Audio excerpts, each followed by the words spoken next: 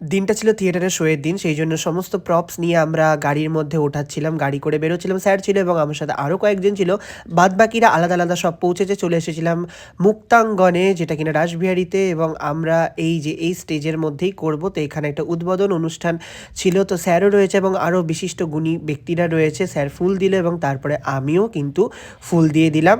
তারপরে সমস্ত কিছু সুন্দর করে ডেকোরেশন হয়েছিল। দেন তারপর শো শুরুর আগে নিজের কস্টিউমে রেডি হয়ে গেছে এবং বাকিরাও রেডি হচ্ছে। সমস্ত নাটকের ডিরেক্টর এবং বিশিষ্ট মানুষরা এখানে রয়েছে, বক্তৃতা দিচ্ছে।